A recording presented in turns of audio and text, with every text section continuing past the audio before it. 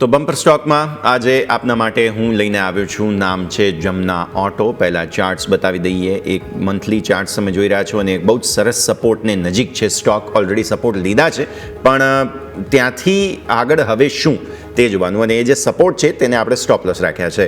So basically આપણે કરવું શું છે, અહીંયા બાય ઓન ડિપ્સ કરવું છે. ઘટાડો જો હજુ પણ ફર્ધર આવે છે, જેમ કે અત્યારે 95 રૂપિયાનો ભાવ છે, હજુ પણ મે બી પોસિબલ છે કે 80 રૂપિયા આસપાસ આવે તો તમે ખરીદો તો વધારે સારું રહેશે. ઉપર 20 દિવસની મૂવિંગ એવરેજ, 10 દિવસની મૂવિંગ એવરેજ 100 રૂપિયાની આસપાસ થાય છે, એટલે બેઝિકલી મૂવિંગ એવરેજીસને નજીક છે સ્ટોક.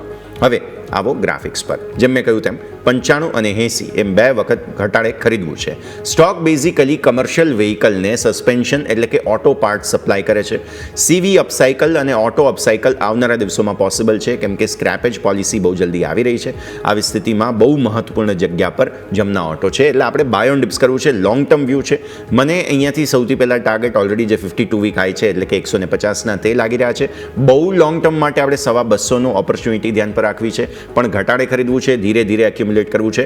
69.45 જે બ્લેક લાઇન તમે જોઈ હતી તેને આપણે સ્ટોપ લોસ તરીકે ધ્યાન પર રાખીશું, કે જે છેલ્લી જે તેજી આવી ત્યાંનો સપોર્ટ હતો. યોમિક, આપની પસંદગી જાણીએ, કયા કાઉન્ટર પર નજર? જી બિલકુલ, મારા તરફથી આજના દિવસે રહેશે એ છે બોરોસિલ રિન્યુએબલ. હવે આ સ્ટોક આપણે શા માટે પસંદ કર્યો? સ્વાભાવિક છે કે ટેકનિકલ આપણને બ્રેકઆઉટ જોવા મળ્યું છે. નજર કરો સૌથી પહેલાં ડેઇલી ચાર્ટ ઉપર.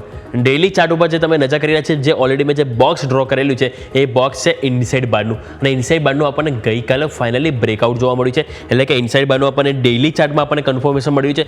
બીજું નજર કરો નેક્સ્ટ ચાર્ટ વીકલી ચાર્ટ ઉપર નજર કરો. તો વીકલી ચાર્ટમાં પણ તમે નજર કરશો તો ત્યાં તમને જે આપણે ટોટલ મેં 3 રાઉન્ડ દોરેલા છે, રાઈટ. પહેલું રાઉન્ડ તમે જો 645 અવરોધ આવ્યું હતું, બીજું રાઉન્ડ જોશો ત્યાં પણ 645 અવરોધ, અને ફાઇનલી હવે એને ક્રોસ ઓવર જોવા મળ્યું છે. એટલે કે હવે જે અવરોધ હતો સતત, એને પણ તમને વીકલી ચાર્ટમાં તમને ક્રોસ થતો જોવા મળ્યો છે. અને વીકલી ચાર્ટમાં તમે છેલ્લા 3 અઠવાડિયાથી જોશો તો હાયર હાઈ હાયર લો ફોર્મેશન બધું જોવા મળે, એટલે કે મલ્ટિપલ કન્ફર્મેશન આપણને સ્ટોકમાં મળતા જોવા મળે છે. એ જ કારણથી હું આ સ્ટોકને લઈને વધારે પોઝિટિવ છું. તો અહીંયાથી ટાર્ગેટની વાત કરીએ તો ઉપરની જો 649 ક્લોઝિંગ છે, આપણે એ ટાર્ગેટ તરીકે 700 રૂપિયા આપણે રાખીશું, અને નીચે સપોર્ટ તરીકે એટલે કે સ્ટોપ લોસ તરીકે આપણે 620 રૂપિયા આપણે ફોકસ કરવાનું રહેશે. એટલે કે આજના દિવસે મારા તરફથી રહેશે એ છે બોરોસિલ રિન્યુએબલ.